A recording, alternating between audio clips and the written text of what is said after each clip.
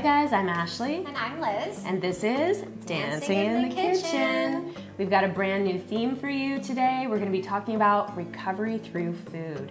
And thus, we have a very special guest. Miss Lulu Powers in the house. That's right. Lulu is an amazing celebrity chef. And Lulu, you refer to yourself as an entertainologist, correct? Wait. Yes. Wait, what is this? I call it, I'm the entertainologist. I love It means this. cooker, creator, cocktail maker. And it's kind of an umbrella for everything I like to do. And fashion, clearly. So, we love this. I'll be coming by a lot. Love it. So our theme is recovery through food, and for this particular segment, we're going to be talking about Lulu's incredible recovery from a stroke and how she utilized food, and specifically this recipe, to help in her recovery journey. So Lulu, will you tell us what this recipe is? It's called sweet pea bruschetta, and everything here is good for you. And the reason why I love this recipe as well is you can use it for many things. You can use it as a bruschetta, even a dip, over fish, with pasta, and you can keep it in your refrigerator, and it's delicious. That's fantastic. And is there anything in particular about this recipe, like why you selected it to feature for your recovery journey? A couple things. First of all, you can always have this stuff on hand because we use frozen peas. Ginger, I mean, you can peel ginger and put it in your freezer, have it forever. Garlic, cashews, I always keep around. Lemons or some kind of citrus, I always keep around. Miso I found is great for you too. And fresh mint. And scallions, and maybe a little pepper. Amazing, yeah, and I can see just from looking at this that you've got so many antioxidant-rich foods and anti-inflammatory, probiotic. Yeah, this Yes. ginger is really good for you. Yeah, that's my go-to. And by the way, and you can change this up. If you don't like something, you don't have to use it. Like if you're allergic to nuts, just don't use them. You can be a creator. Yeah, you can be your own creative. make it your own. You know what's really good, I have to tell you, is just peas, olive oil, and mint. Love it. You know, at Easter time, I like to do like a fresh spring dish of just like peas and mint as kind of like one of the sides for my Easter menu. Do you cook the peas? I warm them up gently, but it depends. It kind of depends what mood I'm in. If I Right. kind of want like the crisp and cool, or if I want warm. But yeah, I feel like they're really good when they're cool with the mint. Yeah, they're like a jewel in cooking, and everybody's got to learn about the pretty jewel. Yeah. Well, we do have a song for you today, and in all honesty, I was sort of inspired by the stroke recovery journey. It's one of my songs from my first album, Aftershock, and it's called Invisible Earthquake. And I just thought about how having a stroke, I would imagine, is like this invisible earthquake comes and hits your life, and everything's different afterward. I might start crying, then we'll need Kleenex. It's okay. No, it's a lot to go through. Yeah. So we're gonna get cooking, and we're excited to sample this recipe and see how you put it together. And we're so grateful you're here with us. Well, thank you. I'm glad to be here. Thank you. So Lulu, I'm so excited to be your sous chef on your I recipe. love having a sous chef. So please walk me through. What are we going to do? Okay, first, we're gonna take the garlic and mince it, All right. pulse it a couple times, add in the ginger, mince it again, Okay. then add in some cashews and mince it. Then put in the lemon juice and the lemon zest, Yum. and again. Okay. And then we'll add the miso, some fresh mint, pulse it again, and you're gonna add some scallions. Sounds good. And then we can just start assembling. All right. And then you get to try it. Okay, let's do it. Okay, Okay. so here we go. I'll chop and chop. Stay above it, don't feel it break. We get older and there's more at stake. You were a celebrity chef for a really long time. Yes, So tell me what tips you might have for me or for us and our viewers. Well, actually today, we just put that mint. When your herbs go dull, you can put them in ice water, any kind of herbs, even your lettuce. Make an ice bath and throw it in there. Perfect. That's simple. But give it 5 or 10 minutes. Not a mistake. Invisible earthquake. Invisible. Wow. If you could smell this, oh my gosh, it smells amazing. Look, actually, Wow. this is actually this little thing, just the 4 things we did. You can just add olive oil to this right now and put it in a bowl as a dip. Wow. Yeah, Mix and match. It's mix and match. Yeah. On my gut health recovery journey, I had to keep everything very simple. Yeah, yeah. Over time, I would add them in, surely. So doing something like that and keeping it very simple would be perfect for me. And then just adding things over time as my tummy, I guess, could take it. So what did you, I'm curious, what did you start off with? I started off the with eliminating wheat. Yeah. And that actually didn't really do it. And then I just did basically an elimination diet, and the only thing that worked for me was eliminating meat. So I guess because meat's hard for you to digest. Yes, very, very hard. So, and that's helped. So, I mean, I can't really, complain about it too much. I did it, it helped, and I just keep on continuing to do it. So That's great. No one can see it if we don't make it matter. By the way, you have your first recipe. You can take this when we're done with it, and you can make cold soup, or you can add chicken broth or vegetable broth, nice. and it can become a soup. Okay. So remember Love that. that. Now here we go. This is the last thing, and I don't rinse the peas off because I like it frozen. Because once you eat some of it, you can leave it out at room temperature, or I think rinsing it just gets it more watery. Okay. Perfect. Okay, and then I save a little for garnish. We throw in some olive oil. And then we put in lemon zest too, which really gives it a good zing. The lying moon makes the tide move.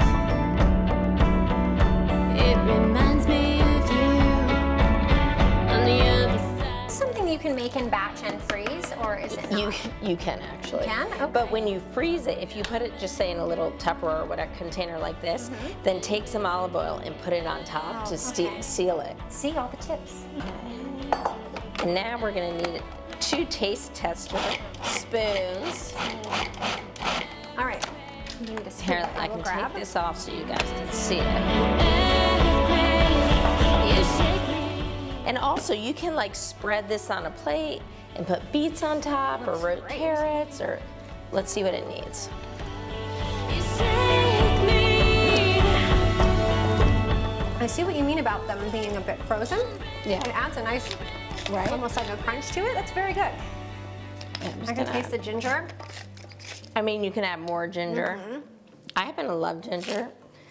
I mean, to be honest with you, usually I use a little more, but it's all good. Okay. Ginger's great. Helps to clear everything. We're gonna set this up. We are. Look And at then us. Look at us. I love We're this. done. It was very quick. Yeah, it was. It was super easy. Everything smells delicious, and we're just like 2 little peas in a pot over here. So we're gonna set it up, and we'll be right back.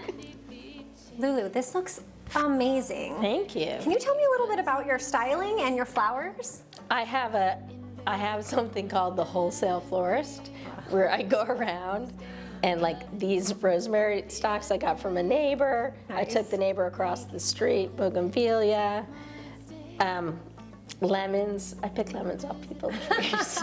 I love that. And I call it the wholesale florist. We have a couple of those around here. So I think it's party time. Ash, you Yeah. want to come in here and try some? Oh my goodness, this looks so amazing. Yes. Ta-da, please can I try. make you I'm one? excited. May I dig in? Yeah, here, Of course. spoon. Okay. It's, I'm gonna get into this. It looks so good. Yeah, Shall they're we? So pretty. okay, cheers. Oops, my bad. That's okay. My bad. That's okay. Wow. It's light and fresh. You know what you're doing. You do. I think you were a celebrity chef for a reason. Thank you. I appreciate that. Well, thank you for coming Thank on our you. show. Before you go, we would love to ask you if you have one piece of advice that you would share with somebody who's going through a mental or emotional journey right now, something challenging.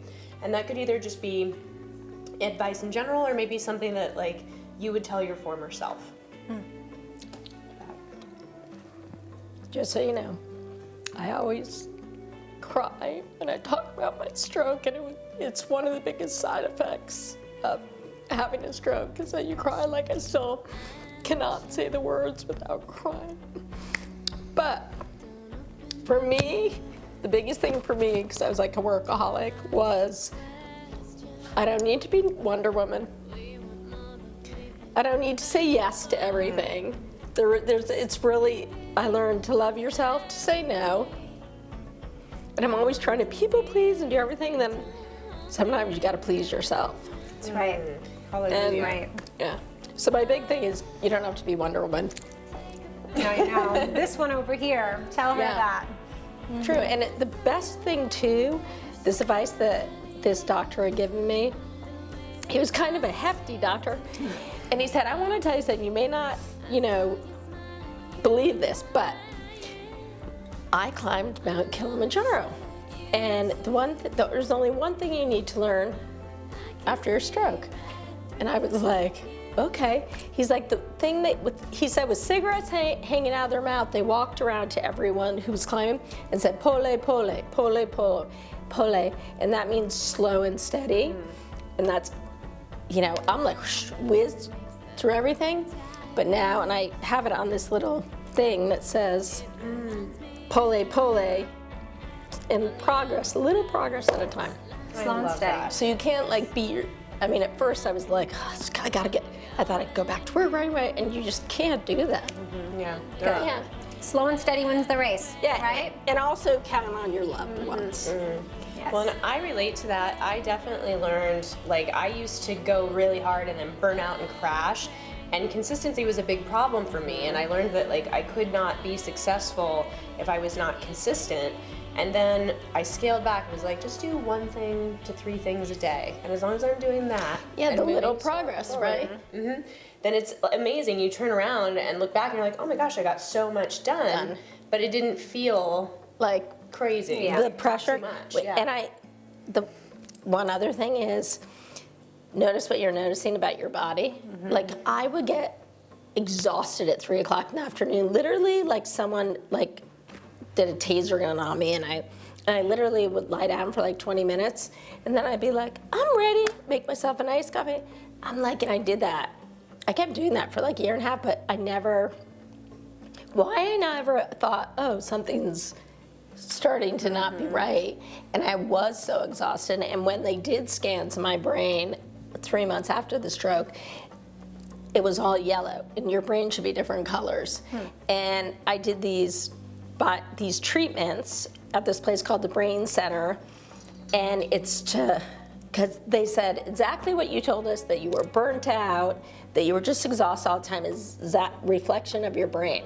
Wow. So I found that fascinating. Really fascinating. Yeah. So But the imaging can show be that. careful and notice everything. Yes. Absolutely. We hope that you got so much value out of this episode today. We are so grateful to have Lulu with us. Yes. Thank you. As always, please like and subscribe. Yes. Please also, Buy us a coffee. It helps to support the show. Thank you so much. you can buy our merch, and we will put all of the links in the description below as well. And we'll also include links Yes. to Lulu and Thank everything you. she's doing, so you can continue to follow her as well. All right. Thanks, guys. When do we dance in the kitchen? Now. Dance, dance, dance.